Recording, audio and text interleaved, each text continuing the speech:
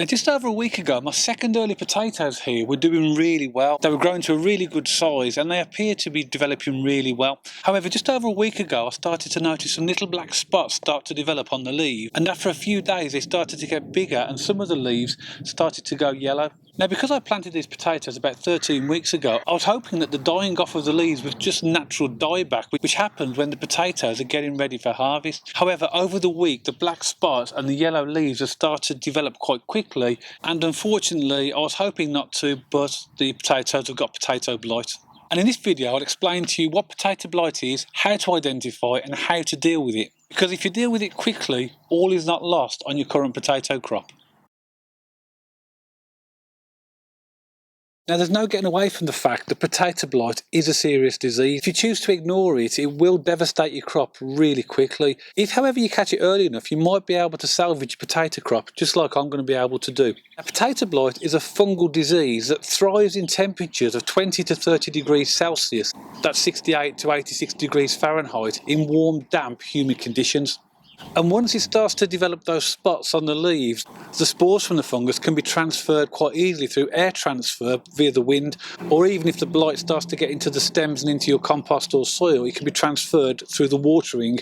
Now, in the natural life cycle of a potato, there will be a point where the leaves will start to go yellow and will eventually die off, and that's the natural process, and that's ideally where we want to be. However, you need to be vigilant to identify what is natural dieback and what is a plant disease like potato blight, which could mean the difference between saving your crops or completely losing them. This is a second early variety of potatoes called Charlottes, which were planted round about 13 weeks ago. Now, second early varieties of potatoes will normally take between 13 to 15 or 16 weeks for them to harvest. So these are already at the point where I would expect them to be within their harvesting period, and therefore they would exhibit natural dieback. However, it's the spots on the leaves that are telling me that this is not natural dieback and this is potato blight.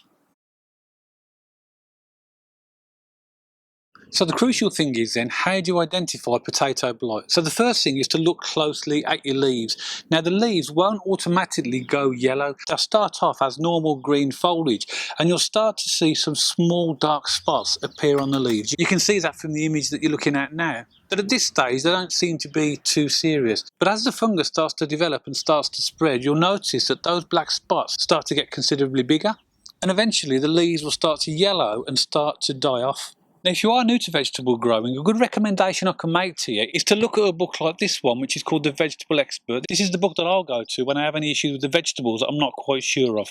And if you go to the potato section in the book, you'll see various pictures of leaves and discoloration, and you'll be able to match what's going on with your vegetables with what's happening in one of these pictures to give you a bit more of an idea about what could be happening with your vegetables. As you can see from this image, the leaf that I've taken for my potatoes is definitely exhibiting symptoms of blight. Now, if the fungus or the blight starts to develop, it will eventually start to attack the stems as well. So you'll be looking at the top of the stems to see if going off colour and very, very dark grey. And if that's left, that'll eventually go right down the stem till eventually it will come to your tubers or potatoes, and then when they get affected, your harvest is completely lost, which emphasises the importance of dealing with this urgently. Now, if you catch blight really early, notice the spots on your potatoes before they develop into the larger black spots and where not too much of your crop has been affected. There are various fungal solutions that you could spray your crops with to try and deal with it in that way. However, I always recommend if you're going to put any treatments on your plants, always make sure it's organic. I'll never spray any of my vegetables with chemicals, and therefore any solution that I have has to be organic. Spraying vegetables that you're going to eat in the future with chemicals is never going to be a good thing. And also, some fertiliser treatments can be harmful to wildlife, animals, birds, so it's just not worth doing. However, if the blight is too well established and that's not possible any longer, you've got to think about saving your current crop. Now, as you can see, I'm growing my potatoes in containers, but this applies in exactly the same way if you're growing them in the ground traditionally and using trenching.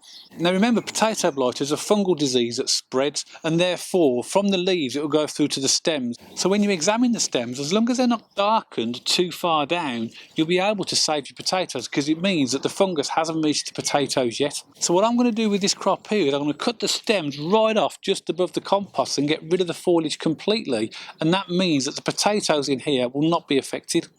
As a safety measure, when I take off this foliage, I'm going to dispose of it rather than compost it. Now, even though you may read that it is okay to compost blight affected stems, because the fungus will only survive on living tissue, I wouldn't take the risk myself of putting this in a compost tube, just on the chance it could transfer into my compost, which I'm going to use next year.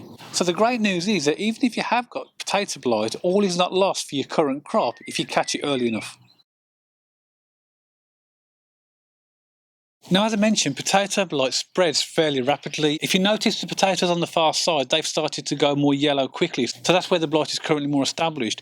It'd be easy to think, looking at these plants, that they're quite healthy, but they are starting to get little black spots on them now, so the blight is spreading. So even though I could try and move these pots to a different part of my garden to see if I can limit the effects of blight, because they've already got blight spots on them, I'm not going to even try and do that. Also, blight can spread to other vegetables, particularly tomatoes. And if I put these in close proximity with tomatoes, remember that the fungus and the spores can be airborne in wind and they can transfer to other vegetables. So just to be on the safe side, I'm going to harvest all of these vegetables and dispose of the foliage completely. Now, if you use a traditional method of growing your potatoes in the ground with trenching and you do establish that you have blight, it's always worth using a good crop rotation to make sure that you don't plant your potatoes in the same place for at least 3 years. Something else you could do to significantly reduce the possibility of blight in the future is to purchase blight-resistant varieties of potatoes. Now, these may be a little bit more expensive than other types of seed potatoes, but it might be worth the investment. A really popular variety of blight-resistant potatoes in the UK is Sarpomira, and that's something I think I'm going to be purchasing next year now that I've had blight in my potatoes. I've also got 6 containers of a variety of main crop potatoes called Picasso, which were growing right next to these. Now what I've done, I have moved these to the side of my garden, away from these potatoes, but nowhere near my tomatoes or any other vegetables, in the hope that they won't be affected by the blight, but I am going to have to monitor them closely. The main crop potatoes were planted 4 weeks later than these, and they'll typically take between 16 to 18 weeks in order to be able to harvest, so they need to be in the pots longer. And that's one advantage of growing potatoes in pots. I have got the ability to lift them and move them. If you grow traditionally, obviously you can't do that. And if you do get blight, that's not an option because they won't be able to be moved. But I will monitor them closely. And if they do start to show signs of blight, I will have to do exactly the same as I'm going to do for these. Cut off the foliage and harvest them immediately. So I really hope this video helps you to identify when you have got potato blight on your potatoes and emphasises how important it is to deal with really quickly. If you follow the signs and the indication of your leaves and you catch it early enough, as you've seen, you can salvage your harvest, so all is not lost. But one thing you definitely can't do is ignore it. So I really hope you've enjoyed the video, and if you did, don't forget to give it a thumbs up. And if you do want to subscribe to the channel for future videos on how to sow and grow fruit, vegetables and flowers, and 1 or 2 recipe ideas, don't forget to press the subscribe button. And I'll see you all on the next video.